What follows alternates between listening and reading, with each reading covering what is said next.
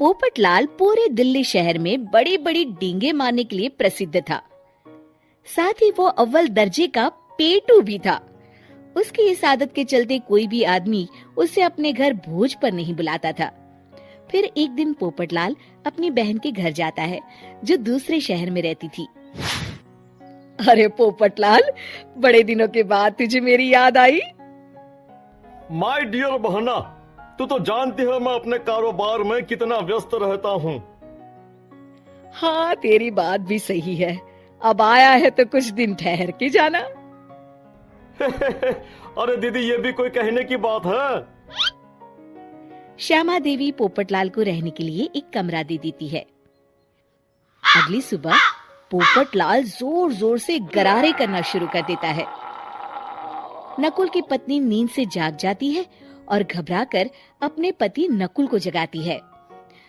अरे उठिए, लगता है हमारे घर में कोई जानवर घुस आया है। कैसी अजीब अजीब आवाजें निकाल रहा है, मुझे तो बड़ा डर लग रहा है। अरे कोई जानवर नहीं है भाग्यवान, पोपटलाल मामा जी हैं, अपना गला साफ कर रहे हैं। इतनी सुबह सुबह? अभी तो सिर्फ 4 बजे हैं। मामा जी इसी तरह से जल्दी उठ जाते हैं। अच्छा, ठीक है। नकुल की पत्नी जैसे ही सोने लगती है और जल्दी नाश्ता भी करते हैं। क्या मतलब? मुझे अभी उठ के उनके लिए चाय नाश्ता बनाना पड़ेगा? हाँ। अरे मर गई रे, अब मेरा क्या होगा?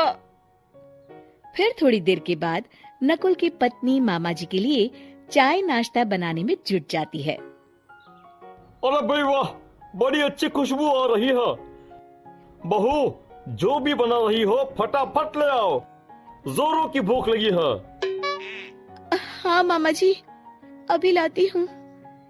देखते ही देखते पोपटलाल सारा नाश्ता चट कर जाता है। बहू, कल से पराठे में देसी घी ज्यादा डालना, आज कुछ मजा नहीं आया। हे भगवान, इसका नाम तो पेटू लाल होना चाहिए था। पूरे 10 लोगों का नाश्ता अकेले हजम करने के बाद भी इन्हें मजा नहीं आया।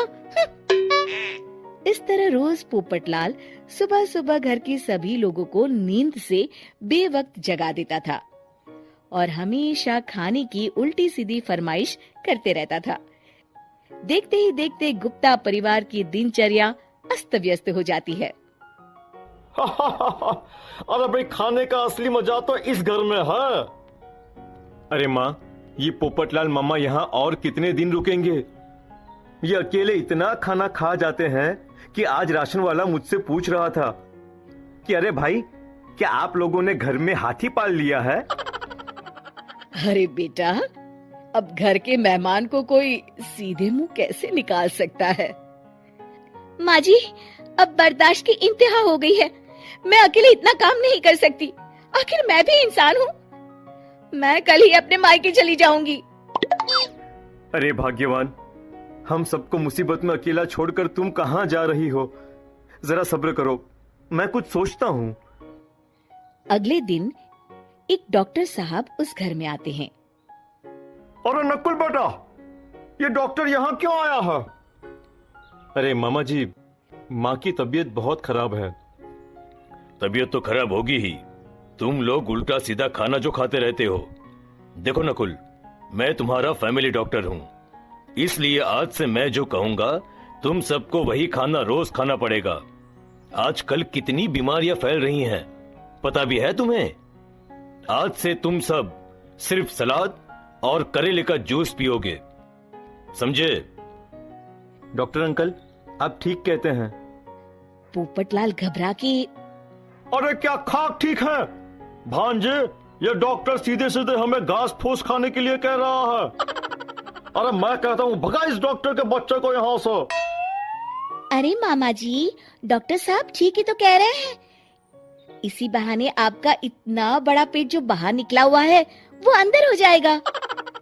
इस तरह गुप्ता परिवार रोज खाने में सिर्फ सलाद खाना शुरू कर देता है। बेचारे पोपटलाल का बुरा हाल हो जाता है।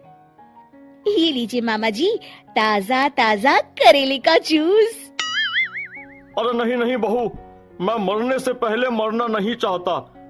मुझे तुम लोग माफ करो। यह भेड़ बकरी वाली जिंदगी तुम लोगों को मुबारक हो।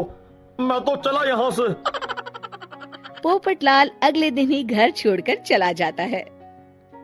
क्यों बेटा नकुल, मेरी अदाकारी कैसी थी? मजा आ गया डॉक्टर। आपने तो बॉलीवुड के कलाकारों को भी मात कर दिया। आपको तो ऑस्कर मिलना चाहिए। बेटा ये थोड़ा ज्यादा हो गया।